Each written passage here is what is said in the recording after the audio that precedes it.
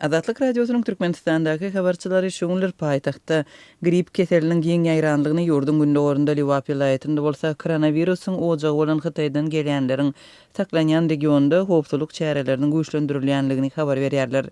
Lebapda vilayetindaky habarçymyzyň 7 fevralda aýtmagyna görä vilayetde howpsuzlyk şerleri Hytaýda dören koronawirus sebäpli güýçlendirilipdir. Habarçylarymyzyň we gararsyz media serişdirleriniň maglumatlaryna görä bu regionda Hytaýdan barýan adamlaryň saklanýan karantin zonasy ýerleşýär. Lebapda koronavirus sebäpli harby we polisiýa şerleri howpsuzlyk şerlerini güýçlendirýärler. Her köçäniň başynda polisiýa we harby idaralarynyň işgärleriniň bir topory nowatçylyk edýärler. Olaryň özleri virusyň ýaýramagynyň öňüni almak maksady bilen durýanlygyny aýdýarlar diýip habarçymyz 7 fevralda regiondan habar berdi. Onuň sözlerine görä howpsuzlyk şerleri 4 gün mundan öň başlanyp bir ay möhlet bilen girdilipdir. Azatlyk radiosy Lebapda görülen howpsuzlyk şerleriniň sebäplerini ýerli resmiýetlerden anyklap bilmedi.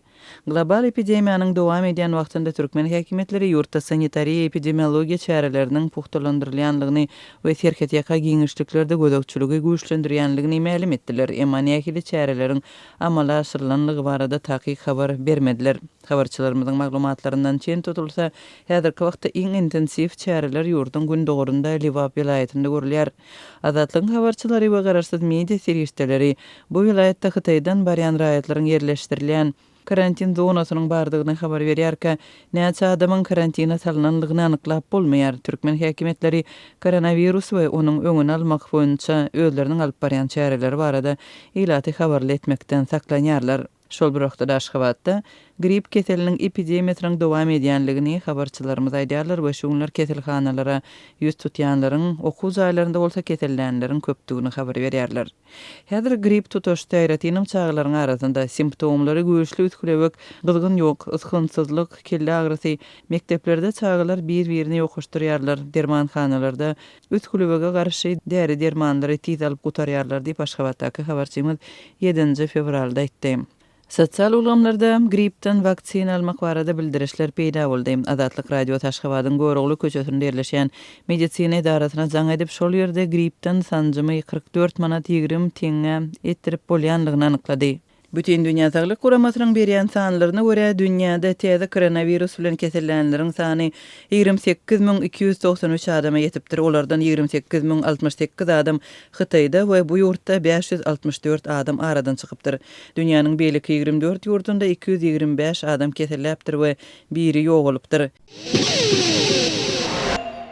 Türkmenistanyň regionlaryny zähmet migrantlarynyň maşgalaryň daşary ýurtlara çykan agdalarynyň iberýän valyuta ferişdeleriniň hasabyny guýaran aýlamaga çalışan hojalyklaryň barha köpelýänligi, bu ýagdaýyň häkimetleriň dollaryň gara bazaryndaky aktiwliklerini güýçlendirmegine alyp gelýänligi habar berilýär. 7 fevralda gelen maglumata görä Mar şäheriniň Kemine köçesiniň uğruna ýerleşýän gök bazarynyn daşynda beýkanun valyuta sewdasyny edýän raýatlaryň bir näçesi şu ýerden sagat 10 tutsak edildi. Azatlyň habarçysy valyuta satmagy we almagy piş edilen dollarçylar bilen bir hatarda zähmet migrantlygyny ogluň iberen dollaryny manada çalışmaga gelen raýatyň hem vilayet jenaýat agtyryş bölüminiň işgärleri tarapyndan alınıp gedilenligini, ol adamlaryň bir sagat çemesi wagt soň ýyllaryna dolanyp gelenligini, ellerine pullarynyň konfiskasiýa edilenligini habar berdi. Migrant ogluň iberen puluny manada öwürmäge çalışanyna tutulan raýatyň sözlerine görä, maşgalanyň manatda alýan aýly bolman soň ol ulanylan gaz, elektrik, tog we suw, jaý töleglerini tölemek, azyk satyn almak üçin dollar gara bazarda böldürmeli bolýar. Sebäbi valyutany döwlet kursyna bankda manada öwürseň ol kümmetini ýitirýär we hiç sada ýetmeýär. Azatlyň habarçysy dollar sewdasynda tutulan adamlaryň soňky gallary bilen hem gyzyklandy. Olaryň gurrun vermeklerine görä elindäki puluny aldyrmak diňe meseleniň ýarsy. Mundan başga dollar sewdasyny edýän raýatyň işiniň döwlet salgyt gullugyna geçiriljekdigini aýdýarlar.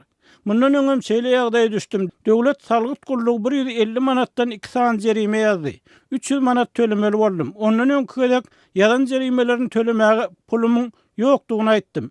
Olar işimi karyete geçiripdirler. 7 gün tutsaglykda oturdum diýip 50 ýaşlaryna raýat aýtdy. Daşary ýurtda garyndaşlaryndan dollar alýan raýatlar öz pullaryny gizlenip bölürmeli bolýar.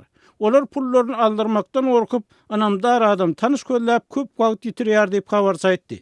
Emma manatdalyan aýlyklar bolman soň dollary gara bazarda gyssanmas öldürmeli bolýan adamlar hem bolýar. Adatlygyň habarçysy bilen anonimlik şertinde gurlaşan Raýatyň tasdiklamagyna görä, işsizlikden horlanýan bir ya iki agdasyny dasary ýurdy berip, şolaryň ýoldan pullar esasyny güderan aýlayan maşgalaryň her 2-3 aýdan alýan howpsuzlyk dollaryny polisiýa işgärlerini aldyrmagy olar üçin ullukan betbagtçylyk bolup durýar. Şu günler Lebapda vilayatynyň Türkmenabad şäheriniň we Farabyň etrawynyň käbir daýhan birleşikleriniň ýaşaýjylary elektrik togunyň ýzygiderli kesilmeginden şikaýat edýärler. Türkmenabadda we onuň golaýyndaky ýaşaýyş nokatlarynda şeýlede Farabyň, Maltumolu, Jeýhun we Jenni daýhan birleşiklerinde elektrik togunyň kesilmegi bilen bagly problemalar köpeldi. Türkmenabadda tog kesilenden 1 saat çemesi soňra gaýtadan berilýär. Ýöne Farabyň daýhan birleşiklerinde ýaşaýjylar günüň dowamında azyndan 4-6 saat togsuz kösenýärler diýip howpsuzlyk aladalar sebäpli gizlilik şertinde söhbetdeş olan habarçy 7 fevralda gürrüň berdi. Onuň sözüne görä toguň kesilmegi bilen bagly wakalar soňky hepdelerde ýüze çykýar. Ýöne şu hepdäniň dowamında bu wakalar hassa ýygjamlaşdy. Şu hepde Türkmenabadda 1-nji günden başlap tä 4-nji güne çenli her gün tog kesildi. Bu adyndan 4 sapar gaýtalandy diýip habarçy belledi. Aýdylmagyna görä ýaşaýjylar elektrik energiýesi kesilende diňe togsuz däl, eýse suwsuz we ýyladyş ulgamsız hem kösenýärler. Türkmenabaddaky köp gatly jaýlaryň en çemesine suw çykmaýar. Şonuň üçin adamlar elektrik bilen işleýän nasos arkaly öýlerine suw çekýärler. Şeýlelikde adamlaryň elektrik togu kesilende suwlary hem kesilýär. Şeýlede käbir mekdeplerde ýyladyş ulgamlary elektrik nasoslary bilen işledilýär. Tog kesilende bu mekdepleriň ýyladyş ulgamlary hem işlemeýär diýip bu barada Lebaplylaryň onlarçasy bilen söhbetdeş olan habarçy aýtdy.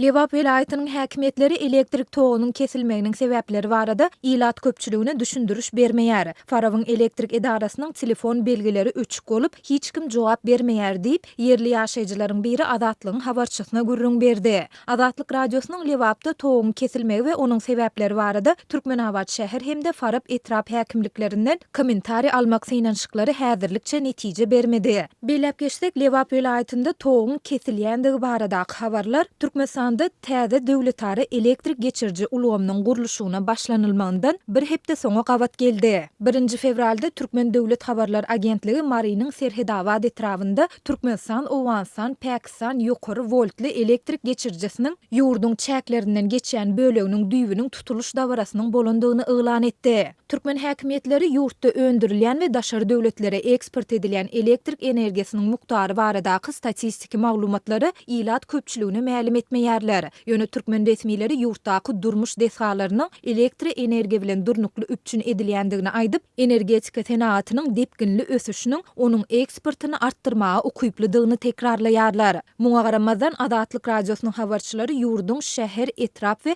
owa ýerlerinde ilatyň elektrik energiýasiniň kesilmegi bilen bagly ýagdaýlaryň ýyl-ýyldan gaýtalanýandygyny dowamly habar berýärler.